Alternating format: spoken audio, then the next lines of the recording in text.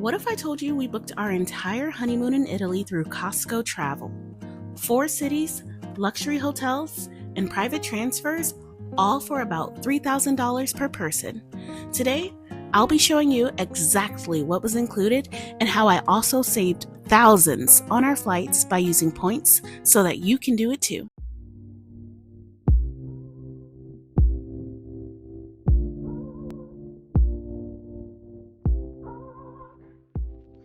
I flew business class for the first time, got to Italy for my wedding, almost entirely on points, then booked a luxury honeymoon experience through Costco Travel. 4 cities, incredible hotels, amazing food, private excursions, all for less money than what people think. If you want to travel like this without paying the luxury price tag, I'm breaking down exactly how we did it. I want to start with the mindset, because I think that's where most people get stuck. There's this idea that luxury travel means paying luxury prices, and that's just what the travel industry wants you to believe. Me personally, I get a rush from paying budget prices for luxury experiences. I've always loved a good sale. I earn well and I work hard for my money, so I want to be intentional about how I spend it. Luxury to me isn't about the price tag, it's about the experience. The quality of the room, the service, the food, the feeling of being somewhere genuinely beautiful. And I've learned that you can access almost all of that at a fraction of the cost if you know where to look and how to book. This Italy trip was very special because it was for both our wedding and our honeymoon, so the stakes were high, and I was not about to overpay if there was a smarter way. Most of our money went to our wedding budget anyway, and if you haven't seen that video, be sure to check the description box down below. So let me walk you through everything. First flights, then Costco Travel, then I'm going to give you my honest rating on every hotel that we stayed at. Let's go. So let's start with flights, because this is usually the biggest expense on any international trip. Our flights to Italy were covered mostly entirely by points. And I wanted to mystify this idea that using points is extremely complicated or only for people who travel a lot. I have a few points accumulating cards, the Chase Sapphire Preferred and the Amex Platinum. I can do a whole nother video about why I have them through separate banking. But at the time that we were booking, Virgin Atlantic had a transfer bonus option that was really helpful just to get us to Europe. I used the Virgin Atlantic Reward Seat Checker to find premium economy seats for both my husband and I. For one of us, it was 16,000 points there and another 16,000 points coming back.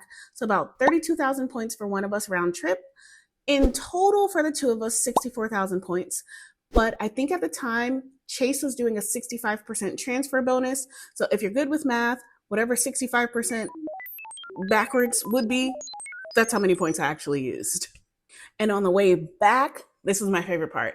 We got upgraded to business class through an upgrade bid for only $500 for each of our tickets. I checked the night before, and those flights for those seats was $10,000 for the seats, for the two of us. We got it for $500 each. That was a steal, and it was an amazing experience because it was on their A350, which was their newer business class product and not the sardine packing style that everybody seems to hate. So Virgin Atlantic only flies to London. So what we did was we took a flight through British Airways business class from London to Venice for our wedding, and then ending our honeymoon in Sorrento, we flew out of Naples back to London to get home for another $300 for each of us on business class. Now, how did I accumulate the points? Well, I've been an Amex Platinum card holder for almost 10 years, and I've been holding on to the bulk of my points from my welcome bonus way back when, and also the same thing with my Chase Sapphire Preferred.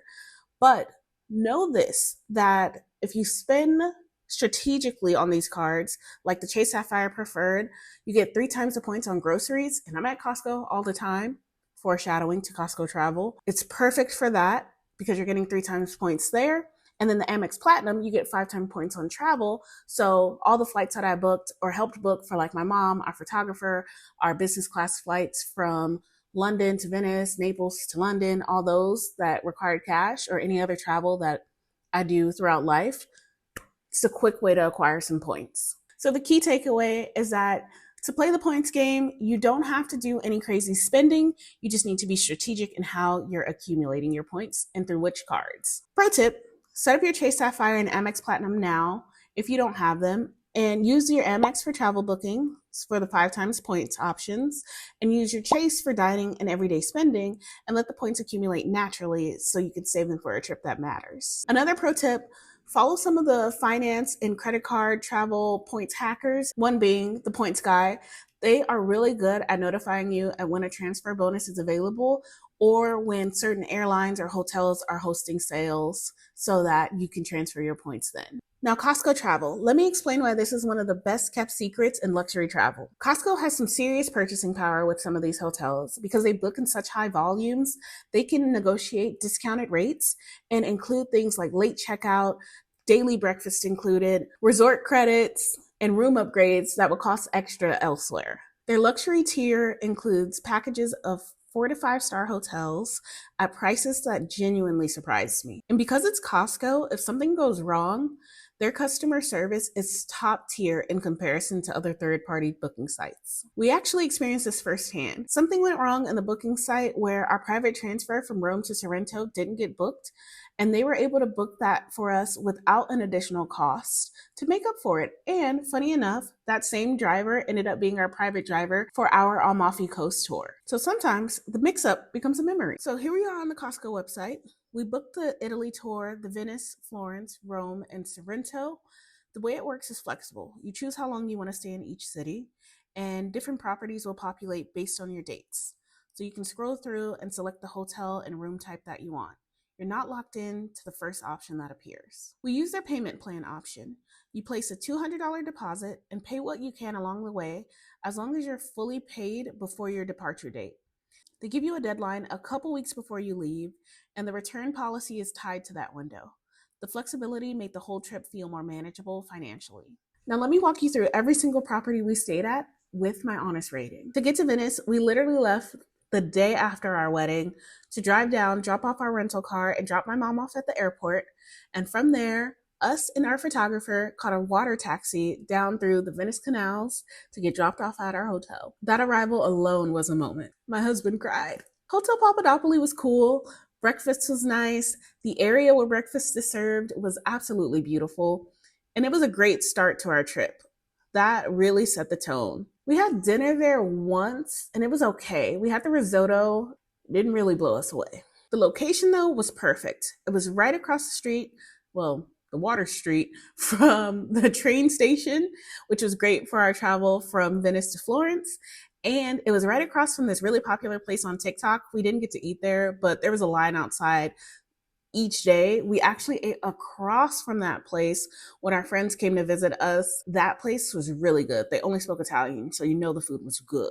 Our honeymoon amenity there was champagne and chocolates, which were totally classic and appreciated. This room was one of the smallest of the trip, but it's Venice. So what do you expect? But we did have a really nice patio. The experience at the Hotel Papadopoli was a solid 4-star experience. They say that they're 4 stars. They give you a 4-star experience. Pro tip: Venice rooms are famously small and expensive. So try not to judge it based on square footage. Give it a chance by judging it on its food and its location, both which were superb here. We stayed at the Hotel Excelsior in Florence and it was absolutely beautiful. Florence was absolutely chef's kiss. Beautiful. And I'm a little disappointed in myself because I didn't really understand my love for Florence until I left. Beautiful property. Breakfast here was included. It was partially buffet and table service. The food was absolutely delicious. And they also had rooftop views. One side was for sunrise views, the other side sunset views. Stunning.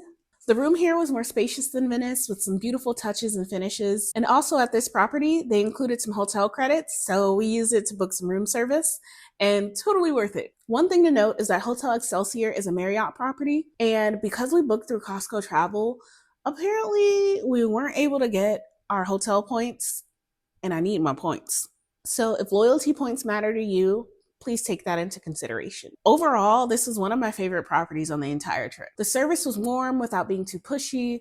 The concierge was super helpful. We were close to everything, the Duomo, the Uffizi, all of it, walkable to the city center. I missed the hotel immediately after we left. One thing to note, that getting between cities, Costco Travel books through Trenitalia to get you to and from each destination, except between Rome and Sorrento, they book a private transfer. They try to book you in a premium class for the train seats.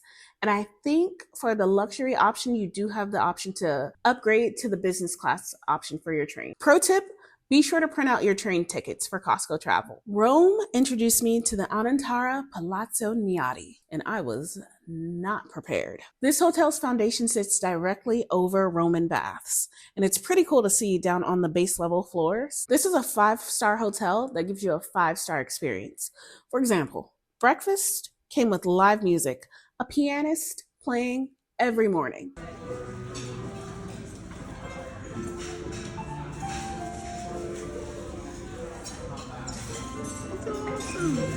And speaking of breakfast, the food here was also buffet style with partial tableside service. The staff were exceptional. They were warm, attentive, and genuinely kind. Also at this hotel, we had access to the steam rooms and the sauna at the spa. They gave us sparkling wine and a dessert as our welcome amenity in our hotel room. The room was spacious, and we were in the historic wing, which is fully renovated and beautiful, though it didn't have a strong view. One of the things we noticed is that we were running into a lot of other Costco travel couples, especially for their honeymoon during our route. So some at the Hotel Papadopoli in Venice, and then several at the next hotel that we stayed at in Sorrento. But this one in Rome was a different caliber or class of people, if you know what I mean. But we were right there with them through points and smart booking. Again, this hotel was a 5-star experience, and I definitely give it that 5-star badge. I wouldn't be surprised if they end up with a Michelin key at some point. They probably do have one. Pro tip, the Anantara is a type of hotel where you want to extend your stay there to really get a full experience in Rome and at that hotel. So if you have some extra time to build into your itinerary and you'd like to do something like that, I definitely recommend. Sorrento, Grand Hotel Aminta. I'm going to keep it real with you, because that's what this channel's about. So at the time of us booking through Costco Travel and trying to add Sorrento onto our trip, Sorrento was just being added into the Costco Travel portal. So we only had one option for a hotel. Turns out that by the time we got closer to leaving for our trip, there were more hotel options available, but we just didn't want to go through the hassle of choosing a different hotel. We got what we got, and we stuck with it. It was cool. It was okay. Most of the guests at this property were Costco travelers, and we were able to connect with them and share our experiences. Most of us actually took the same routes of Venice, Florence, Rome, and Sorrento. One of the experiences that we shared or essentially bonded over was that one of the staff members during the day shift was kind of, and I hate to be mean about this, but rude. She was very no nonsense, very, I don't have time for this. I don't want to see your faces. Please leave me alone. And then all the other staff members were more kind, warm, and inviting, and matched the energy of everywhere else that we had experienced throughout Italy. The other downside of this hotel is that the breakfast was one of our least favorite parts of this trip. And our honeymoon amenity at this property was just fake rose petals on the bed. But the views at the Grand Hotel Aminta were stunning, and they also offered a shuttle service to get us from the hotel down to the city center and back. So that made up for a lot. And we ate everywhere else in town happily because the food was absolutely good everywhere else. Something also worth noting is that there were other hotel options that were more cliffside and down at the bottom where you could just walk out to the city center. If I were to do it again, I'd probably choose one of those hotels. Funny enough, one of those hotels was the wedding option that our planners gave us. They were a little pricey for us, but it was beautiful. So I'd be down to go back to Sorrento and try that hotel. So this hotel was a 4-star property, but I definitely lean more towards 3. The experience just didn't match the others. Pro tip, if you're booking through Costco Travel for Sorrento, give them a call and ask them what other properties do they have available. And if you're a first-time visitor, prioritize properties near the cliffside where the views give you an entirely different level of experience. Let me talk about getting around and doing things, because this is where a lot of people underplan and overspend. For the excursions on the trip that weren't booked through Costco Travel, because there was one that came with the experience, now there are 3 that are included in the Sorrento leg of the trip, because we just had a private tour of the Amalfi. Now they also include some Pompeii excursions. But we use mostly Get Your Guide and Viator. Both are reliable, well-priced, and offer a huge selection. You also want to book these early. So in Rome, we did the highly recommended golf cart tour of the city, which was so fun, and I highly recommend. In Florence, we did a museum tour and a cooking class, Book these in advance because they fill up fast. I want to say that even though we use these apps, this video is not sponsored. In Venice, we actually did use the apps and we booked directly with a theater for a Vivaldi tribute. And in Sorrento, we did use the apps to book a tour for Pompeii, but we also had another excursion through Costco for a private tour of the Amalfi Coast. One thing I'll say, book your excursions in advance. You don't want to be standing in Sorrento trying to find a last-minute Amalfi tour. The experiences go fast. In Sorrento, we also met a couple who opted out of the excursion through Costco Travel, and they said they saved around $800 by renting their own Vespas and driving around the town and exploring themselves. Pro tip, both Viator and Get Your Guide offer cancellation options, so if you book early and plans change, you're able to cancel no problem. So let me recap the full strategies so that you can use these tips to help book your next trip. Flights first. Think ahead, about 6 months to a year out. Start accumulating your points strategically, like my Chase Sapphire Preferred. Use that on dining. Use your Amex Platinum if you have it. Using your points for those international long-haul flights will feel so much more rewarding. Second thing, consider the accommodations through Costco Travel. Before you book any 4 or 5-star hotels, give Costco Travel a try if you have the membership. Check what's included, breakfast, beverages, any credits or upgrades, and compare that to booking directly with the hotel. More often than not, Costco might win on the total value. Lastly, keep in mind, if you're booking your hotel and your flights efficiently and other transportation, you'll have more money left over for the fun excursions at each stop. Don't forget to pre-book them using some apps like Viator and Get Your Guide. Again, this video is not sponsored by either, but I am open to it if you guys want to reach out. Eat where the locals eat, not just the tourists, and leave room in your budget to say yes to something unexpected. The goal is not to be cheap, it's to be smart, so that when you spend, it's on what actually matters. Expensive flights and a forgettable hotel, not the move.